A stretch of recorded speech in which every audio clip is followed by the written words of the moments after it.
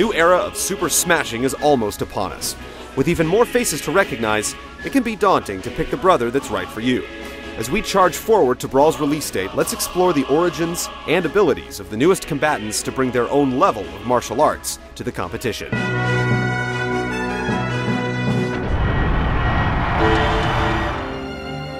Sure, we've already played as Samus, but never in her Zero suit.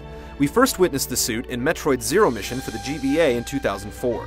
After defeating Mother Brain, Samus removed her power suit just before a pirate ambush forced her to find safety with just an emergency pistol to stun enemies. Zero Suit Samus made another appearance later on in Metroid Prime 2 Echoes for the GameCube, and Corruption for the Wii, but that time only in cutscenes. After Samus unleashes her final smash, she loses her power suit, allowing you to play as the more agile Zero Suit Samus. In this rare occurrence, her gun paralyzes opponents just like in the GBA game, leaving them open for easy combos. In Brawl, though, the gun doubles as a plasma whip, which can be used for both long-range attacks and lengthy edge grabs. With the new Samus comes two new Metroid-themed stages. Norfair is similar to Melee's Brinstar, in that combatants fight over a pit of rising lava. Only this time, a single capsule will appear to provide cover from the magma.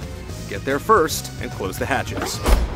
Frigate Orpheon is taken straight out of Metroid Prime, Parasite Queen and all. A siren wanes before the lights go out, and then the stage flips over 180 degrees as you do battle on new terrain. Pikmin and Olimar were introduced in Pikmin for the GameCube in 2001. After crash landing on an unknown planet, Olimar discovered the plant-like Pikmin species and used them to retrieve broken parts of his fallen ship to return home. Olimar sent out orders to the Pikmin such as attacking or building bridges. 3 years later, they combined forces again in the sequel, Pikmin 2. Just like in the GameCube versions, Olimar is almost useless without his Pikmin in Brawl, so his standard special move adds up to 6 Pikmin to his arsenal to carry out attacks. As expected, the color of the Pikmin determines its strengths and weaknesses, and mastering when to use each one is critical. For example, white Pikmin will inflict poison, while purple ones slam into enemies instead of latching onto them like the others. Olimar's special down move will gather any stray Pikmin around, as well as shift new Pikmin to the front of the line to further maximize strategy. When the gang gets the Smash Ball, they take off in Olimar's spaceship and come crashing down on any unlucky combatants. Because of its smaller attack range, it's an ideal final smash for 4-player battles. In their new stage, Distant Planet, the weed flooring is bouncy. When it rains, the slope on the left becomes treacherous, and when the giant bullboard appears on the right, you can feed him with Olimar's opponents.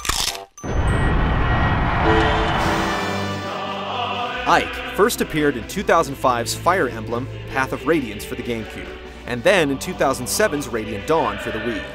Born into his father's mercenary company, he leads multiple armies and fights many battles with the coveted Ragnall Sword, an unbreakable two-handed behemoth that fans say bests Link's Master Sword. Looking and playing a lot like Marth and Roy, Ike's down special counters incoming attacks, and his standard special can be charged up to unleash a sweeping strike.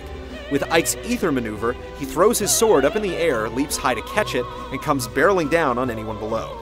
Although he can take damage during this attack, he's immovable when the sword is out of his hand. After getting the Smash Ball, Ike performs a more powerful Ether attack, first lifting opponents up in the air, delivering a swift dosage of sword combos, and ultimately letting loose with a final pile drive. Ike's Castle Siege stage finds him at a castle in the midst of a battle. The battle first takes place on top of the castle, but eventually the ground breaks apart, bringing the fight onto the castle grounds. Here you'll find destructible statues holding platforms, but the earth breaks yet again, forcing combatants to finish the battle underground. The third installment of the Mother franchise, known as Earthbound in the US, was released in Japan in 2006. Lucas was the hero of the game, a gentle, shy boy who eventually learned paranormal abilities known as Psi and PK, allowing him to heal and attack. He has not appeared in any other game since. Lucas joins another Mother character, Ness, in Brawl, and while he does share many of the same moves, his edge-grabbing snake and PK freeze attack make him a much more viable fighter. Replacing Ness's Flash, Freeze is chargeable and controllable after release.